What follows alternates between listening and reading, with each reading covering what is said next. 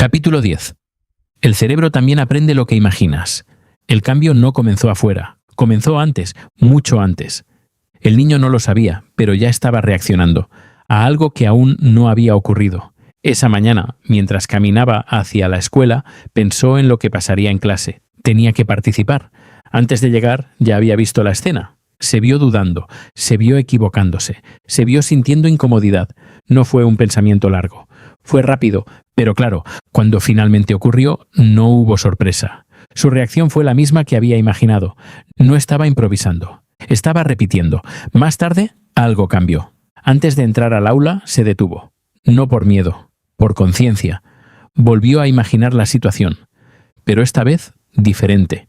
No perfecta, pero distinta. Se vio respondiendo con calma. Se vio sosteniendo la mirada. Se vio sin prisa. Cuando llegó el momento real, no fue exactamente igual, pero tampoco fue lo de siempre. Esa pequeña diferencia fue suficiente. Esa tarde fue al patio. Creo que lo que imagino cambia lo que hago. El abuelo levantó la mirada. Cambia. ¿Cómo te preparas para hacerlo? El cerebro no espera a que algo ocurra para activarse. Responde a lo que percibe como real. Y muchas veces lo que percibe como real no ha ocurrido aún. Cuando una persona imagina una situación con claridad, activa patrones similares a los que usaría si la estuviera viviendo. El cuerpo responde. La emoción aparece, la tensión se instala. Todo antes de que ocurra. Esto significa algo importante. La repetición mental no es neutra. Entrena, refuerza circuitos, prepara respuestas. Por eso lo que imaginas constantemente termina volviéndose familiar, y lo familiar deja de generar resistencia.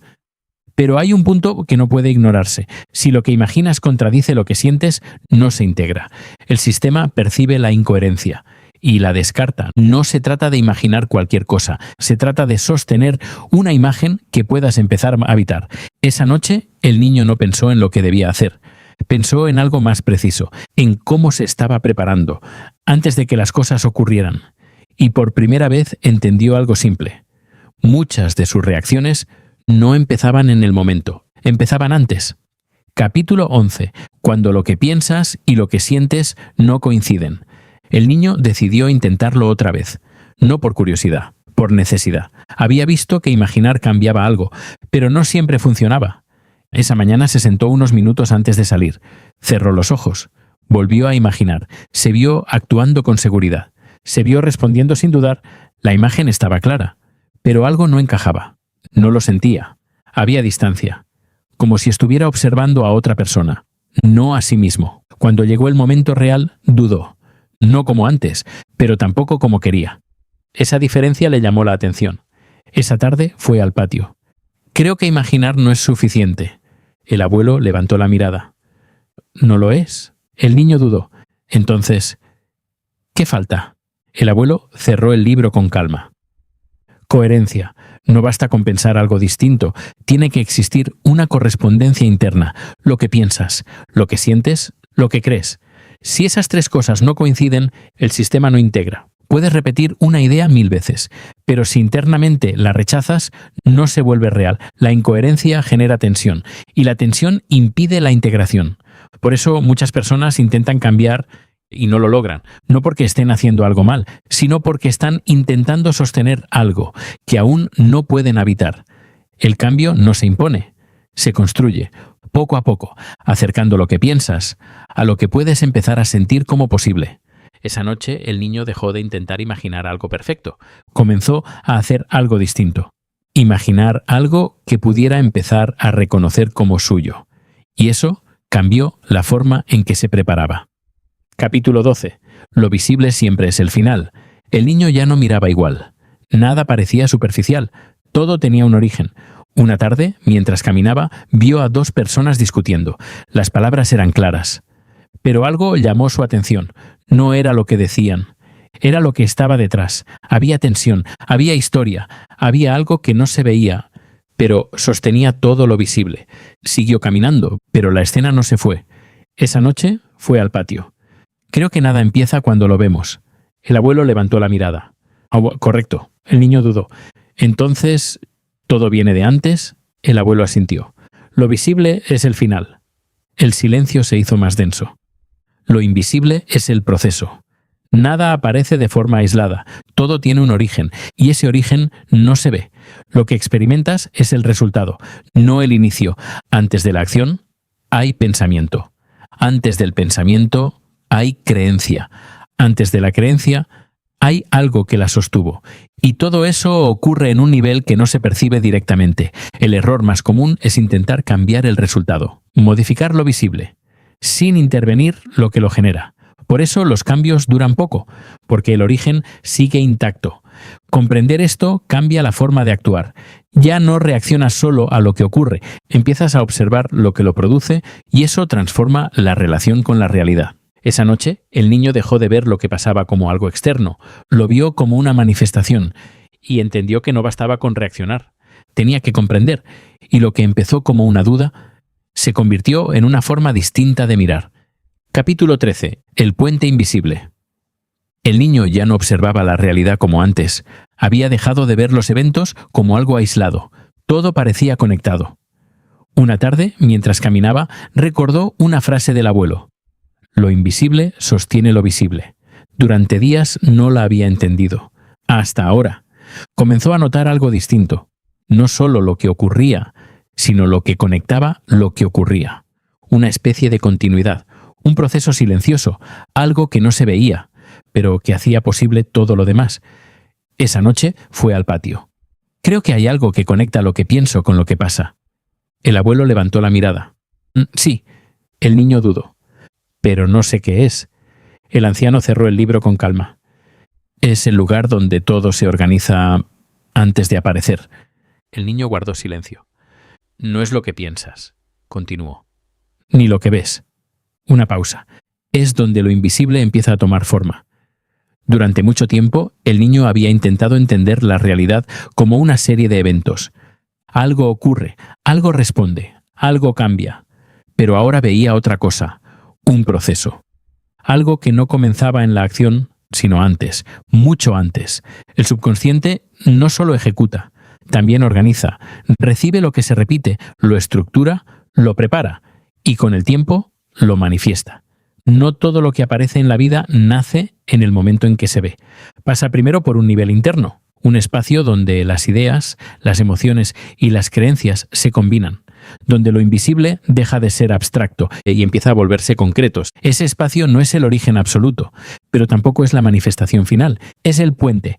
Esa noche, el niño dejó de ver sus pensamientos como algo aislado, comenzó a verlos como parte de un proceso, y entendió algo que ya no podía ignorar. Nada aparece de repente, todo pasa por un lugar donde comienza a tomar forma.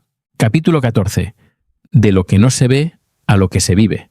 El cambio no siempre es evidente. A veces ocurre sin que nadie lo note. Una conversación bastó. Su padre hablaba con un amigo. «Es mejor no arriesgar», dijo. No era la primera vez. El niño ya lo había escuchado antes, en distintos contextos, con distintos argumentos, pero siempre con el mismo resultado: evitar. Esta vez no reaccionó, observó, y algo se hizo claro. Esa decisión no nacía ahí, no era espontánea, ya estaba tomada antes, solo se estaba expresando. Esa noche fue al patio. Creo que lo que vemos es lo último que pasa. El abuelo levantó la mirada. Exacto. El niño dudó. Entonces, primero está lo que no se ve. El abuelo asintió, y después aparece. El silencio fue más largo de lo habitual. Lo visible es el resultado, añadió. No el inicio. Durante mucho tiempo, el niño había pensado que las decisiones se tomaban en el momento, que la acción comenzaba cuando algo ocurría. Pero ahora veía otra cosa, un proceso previo, invisible, silencioso, constante. Todo lo que se manifiesta ha sido preparado antes, en pensamientos que se repiten, en creencias que se sostienen, en emociones que no se cuestionan. Nada aparece por sí solo. Todo responde a una estructura. El problema no es lo que ocurre, es lo que lo genera, y mientras eso no se vea, todo seguirá repitiéndose. Esa noche, el niño dejó de reaccionar a lo que veía, comenzó a preguntarse algo más profundo. ¿Qué está generando esto antes de que aparezca? Y por primera vez dejó de buscar respuestas afuera. Capítulo 15. Lo que dejas entrar también te construye. El niño comenzó a notar algo más, no solo lo que generaba, también lo que recibía. Una tarde estaba en la sala, el televisor encendido, Imágenes rápidas, sonidos constantes. No prestaba atención completa. Pero algo quedaba. Horas después sintió inquietud. No había ocurrido nada importante. Y sin embargo, no estaba en calma. No era evidente, pero era real. Más tarde, su padre dijo: «Todo está complicado». La frase no era fuerte, pero dejó una sensación. No por lo que decía, sino por lo que transmitía. Esa noche fue al patio. «Creo que hay cosas que me afectan sin que las piense». El abuelo levantó la mirada. Claro. El niño dudó. ¿Por qué? El abuelo cerró el libro con calma. Porque no todo entra por lo que decides. El silencio se hizo más profundo. Entra por lo que permites. El subconsciente no solo actúa, también recibe, constantemente. No todo lo que influye en ti pasa por la razón. Gran parte entra sin ser cuestionado. Por repetición, por cercanía, por emoción, lo que ves, lo que escuchas, lo que experimentas. Todo deja una marca. El problema no es recibir, es no darse cuenta de lo que se recibe, porque entonces se integra sin elección, y lo que se integra termina influyendo. Una frase repetida muchas veces deja de parecer externa, se vuelve propia. Una emoción sostenida deja de parecer momentánea, se convierte en base, y desde ahí todo cambia. Esa noche el niño dejó de ver su entorno como algo neutral. Entendió que todo lo que entra permanece de alguna forma, y por primera vez se hizo una pregunta distinta. ¿Qué estoy dejando entrar sin darme cuenta? Capítulo 16. La imagen que sostienes de ti mismo. El niño comenzó a notar algo que no había visto antes. No era lo que hacía, era lo que asumía de sí mismo, antes de actuar. Una mañana la profesora hizo una pregunta. Él sabía la respuesta, no tenía dudas, y sin embargo no levantó la mano. No fue miedo. No exactamente. Fue más rápido que eso. Una idea breve, casi imperceptible. No es para mí. No la cuestionó. No la analizó. Pero decidió. Horas después, en casa, no pudo ignorarlo. Fue al patio. Sabía la respuesta, pero no hablé. El abuelo levantó la mirada. ¿Por qué? El niño dudó. Sentí que no era para mí. El abuelo cerró el libro con calma. Ahí está.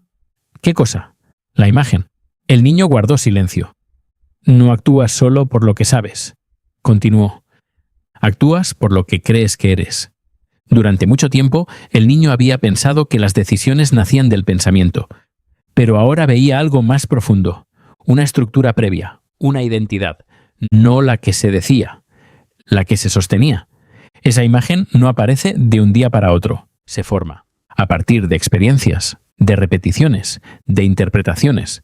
Y con el tiempo se vuelve invisible, porque deja de parecer una idea, se convierte en realidad interna. Desde ahí todo cambia. Lo que intentas, lo que evitas, lo que crees posible.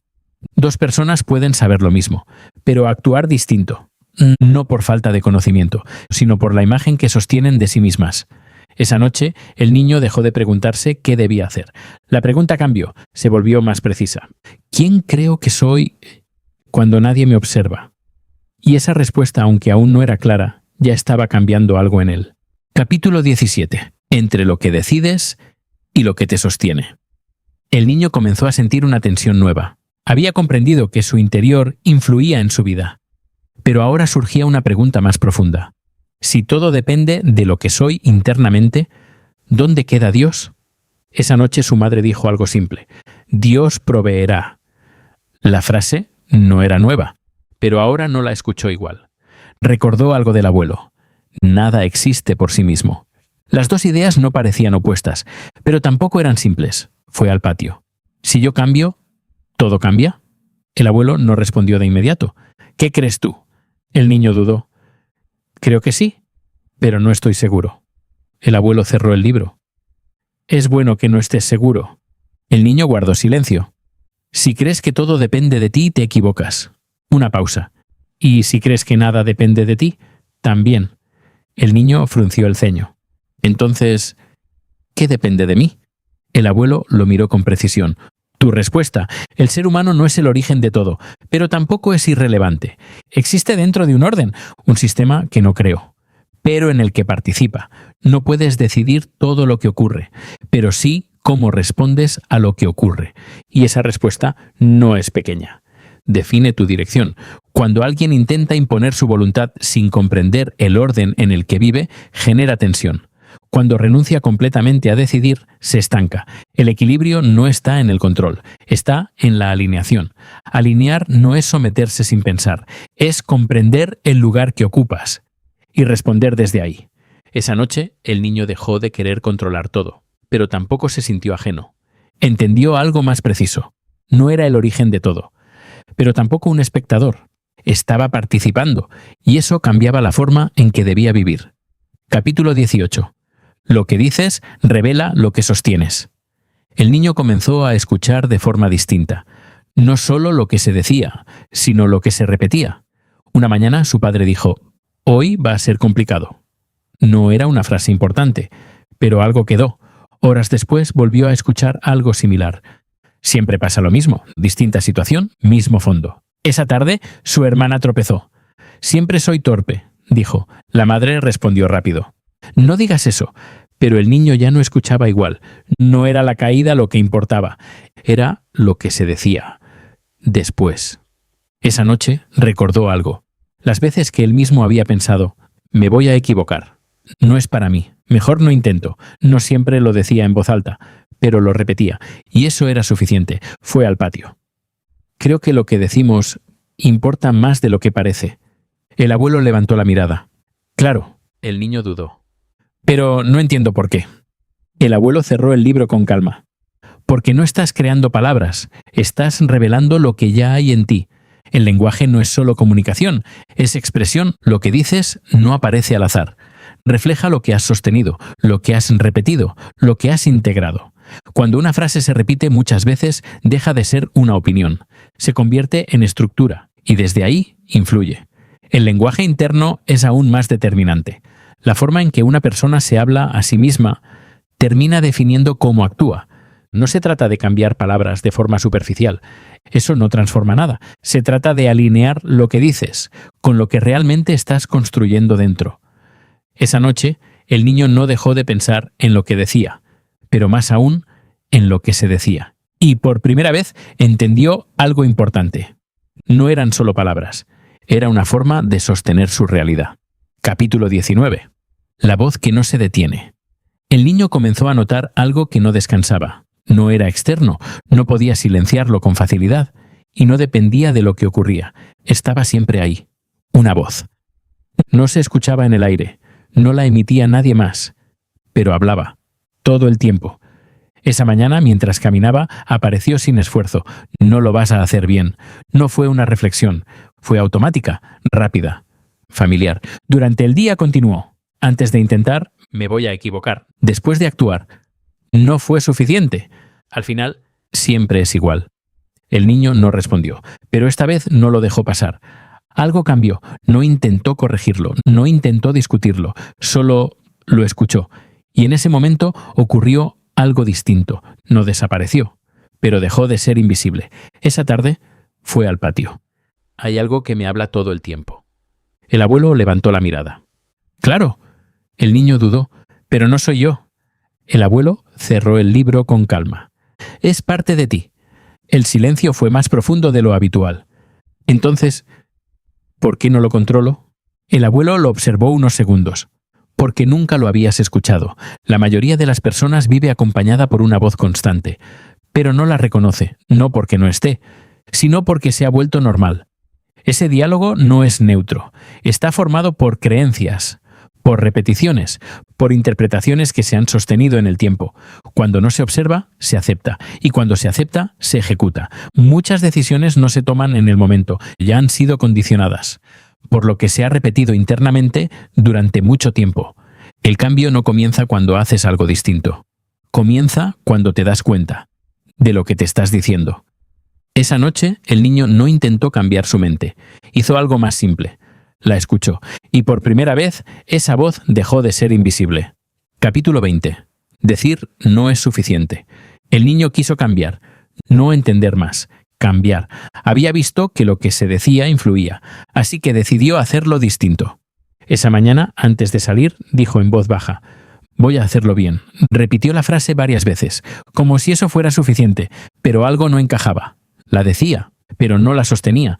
Durante el día, la duda apareció igual, no con la misma fuerza, pero tampoco desapareció. Al final del día volvió al patio. Intenté cambiar lo que digo, pero no funcionó. El abuelo levantó la mirada. ¿Qué hiciste? Repetí algo distinto. El abuelo guardó silencio unos segundos. ¿Lo creíste? El niño dudó. No, el abuelo cerró el libro. Entonces no cambiaste nada. Las palabras no transforman por sí solas, no tienen poder independiente. Decir algo distinto no cambia lo que se sostiene internamente. El error más común es intentar imponer un discurso sobre una estructura que no lo sostiene.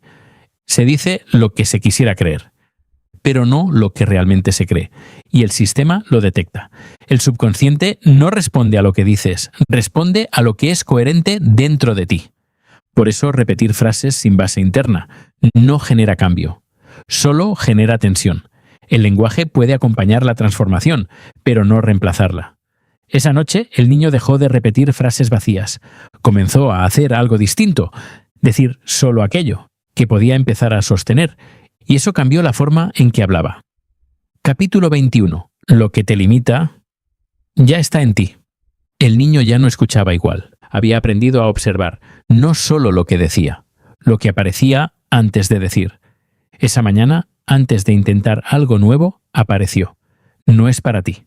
Esta vez no reaccionó. Se detuvo. La escuchó. Y algo fue evidente. No era nueva. Se repetía muchas veces y eso lo cambió todo. Durante el día comenzaron a aparecer más. Cuando dudaba, no soy bueno en esto. Cuando evitaba, mejor no intento. Cuando algo fallaba, siempre me pasa lo mismo. No eran pensamientos aislados, eran patrones. Y todos tenían algo en común, limitaban. Esa tarde fue al patio. Creo que hay ideas que me detienen. El abuelo levantó la mirada. ¿Sí? El niño dudó. Y no siempre me doy cuenta. El abuelo cerró el libro. Por eso siguen ahí. Las creencias limitantes no se presentan como algo evidente. No dicen, esto es falso. Se presentan como verdad, como lógica, como realidad. No necesitan ser correctas, solo necesitan ser sostenidas. Definen lo que intentas, lo que evitas, lo que consideras posible. Mientras no se identifiquen, operan. No porque sean reales, sino porque no han sido cuestionadas. Detectarlas no es inmediato, requiere atención. Escuchar lo que aparece antes de actuar. Observar lo que se repite. Las frases son la pista. No puedo. No es para mí. Siempre es igual. Esa noche, el niño no intentó cambiar todo. Hizo algo más preciso. Comenzó a ver y entendió algo que ya no podía ignorar. No se puede transformar lo que aún no se reconoce. Capítulo 22. Interrumpir lo automático. El niño ya no reaccionaba igual. No porque todo hubiera cambiado, sino porque ahora veía. Y ver cambiaba todo. Esa mañana, mientras caminaba, apareció de nuevo. No lo vas a hacer bien. La frase era conocida. Había estado ahí muchas veces. Pero esta vez ocurrió algo distinto. No la siguió. Se detuvo, la escuchó, y por primera vez no obedeció, no la discutió, no la eliminó, no la reemplazó, solo no la siguió. Durante el día volvió a ocurrir. Antes de intentar algo nuevo, no es para ti. Otra vez se detuvo. Eso es lo que siempre aparece. Hizo una pausa, pero no tiene que decidir por mí. No fue perfecto, no fue constante, pero no fue igual, y eso era suficiente. Esa tarde fue al patio. Creo que puedo detenerlo. El abuelo levantó la mirada. No todo. El niño guardó silencio. Pero sí puedes interrumpirlo. El cambio no comienza eliminando pensamientos, comienza interrumpiendo su ejecución. Todo patrón tiene una secuencia. Pensamiento, emoción, respuesta. El punto clave no es el pensamiento, es la respuesta. Cuando reaccionas automáticamente, refuerzas el patrón. Cuando te detienes, lo debilitas. No necesitas eliminar lo que aparece, necesitas dejar de obedecerlo. Cada interrupción crea espacio, cada pausa rompe continuidad. Y con el tiempo, lo automático pierde fuerza. Esa noche el niño no intentó cambiar su mente, hizo algo más preciso, dejó de seguirla, en todo, y entendió algo fundamental. El cambio no comienza cuando piensas distinto, comienza cuando actúas distinto, aunque el pensamiento sea el mismo. Capítulo 23. Construir lo que antes no existía. El cambio dejó un vacío. Ya no reaccionaba igual, pero tampoco sabía qué hacer después. Una mañana, antes de participar, apareció la duda. Pero esta vez no la siguió.